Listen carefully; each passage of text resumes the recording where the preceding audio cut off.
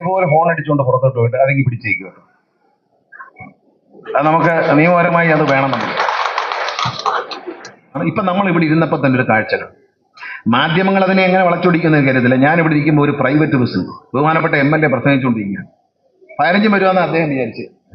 ഞാനും പേടിച്ചു പോയി. കാരണം അവിടുന്ന് നിറച്ചാളയും വെച്ചോണ്ട് റോക്കറ്റ് വന്ന സ്പീഡിൽ അകത്തോട്ട് പോകുന്നതാണ്. അപ്പൊ ഞാനിങ്ങനെ നോക്കിയിരുന്ന് എവിടെ ഇട്ട് പിടിക്കാം എന്ന് ആലോചിച്ചുകൊണ്ടിരുന്നപ്പോൾ അതിലേ പോയെന്നാണ് വിചാരിച്ചത്. പക്ഷെ എനിക്ക് ഇവിടുത്തെ ഭൂമിശാസ്ത്രം അറിയത്തില്ലായിരുന്നു. കുറച്ച് കഴിയുമ്പോൾ അതിനേക്കാൾ സ്പീഡിൽ പുറത്തോട്ട് പോകുന്നുണ്ട് ഹോൺ അടിച്ചുകൊണ്ട്. ഇതിനകത്ത് ഇത്രയും ഹോൺ അടിക്കേണ്ട കാര്യം എന്തൊരു ബസ് സ്റ്റോപ്പല്ലേ, ബസ് സ്റ്റാൻഡിനകത്തല്ലേ? നിങ്ങളെല്ലാം കണ്ടോണ്ടിരിക്കുക. നമ്മളെല്ലാം അത്ഭുതപ്പെട്ടു. ഫയർ എഞ്ചിനാണെന്ന് പ്രസംഗിച്ചുകൊണ്ടിരുന്ന MLA തെറ്റിദ്ധരിച്ച പോലെ ഞാനും തെറ്റിദ്ധരിച്ചു. ഇതെന്താണ് ഇങ്ങനെ പാഞ്ഞു വരുന്നത്? എന്തെങ്കിലും ബ്രേക്ക് വല്ലതും പോയി വരികയാണോ എന്ന് വിചാരിച്ചു. അദ്ദേഹത്തിന്റെ പെർമിറ്റ് പോയി എന്ന് മാത്രമേ ഇന്ന് പറയാനുള്ളൂ.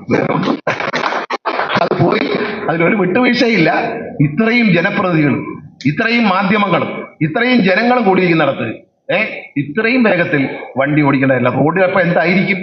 ഈ ബസ് സ്റ്റാൻഡിന്റെ അകത്ത് ഈ ഒരു വഴി ഇങ്ങോട്ട് കയറി വരുന്നതിനകത്ത് ഇത്രയും വേഗത്തിൽ വണ്ടി ഓടിക്കുന്ന ആശാൻ പുറത്തെന്ത് വേഗത്തിലായിരിക്കും ഓടിക്കുന്നത്? അപ്പൊ ഈ സാധാരണ പറയില്ലേ, അരി ഒരു പാത്രത്തിൽ ഇരിക്കുന്ന ചോറുണ്ട് എന്തോന്നറിയാൻ എല്ലാ അരിയും ഞെക്കണ്ട, 2 എണ്ണം ഇത് 1 എണ്ണം ഞെക്കിയാൽ മതി. ഏരിയയിലെല്ലാം ഞാൻ പറയുക, പതുക്കെ ഓടിച്ചോളുക. ഓവർ സ്പീഡ് പറ്റത്തില്ല, റെക്ലെസ് ഡ്രൈവിംഗ് പറ്റത്തില്ല. അപകടകരമായ ഈ ഡ്രൈവിംഗ് മത്സര ഓട്ടത്തിനെതിരെ ബഹുമാനപ്പെട്ട ഹൈക്കോടതി 2 തവണ ട്രാൻസ്പോർട്ട് കമ്മീഷണർ, ഇപ്പൊ ട്രാൻസ്പോർട്ട് കമ്മീഷണറെയും ട്രാൻസ്പോർട്ട് സെക്രട്ടറിയും ബഹുമാനപ്പെട്ട ഹൈക്കോടതി നേരിട്ട് വിളിപ്പിച്ചിരിക്കുകയാണ്. അവര് ചോദ്യം ചോദിക്കാൻ പോകുന്ന മോട്ടോർ വെഹിക്കിൾ ഉദ്യോഗസ്ഥരോടായിരിക്കും. അത് ഓർമ്മ വേണം. അതുകൊണ്ട് ഒരു വിധത്തിലുള്ള മത്സര ഓട്ടവും അനുവദിക്കുന്നതല്ല.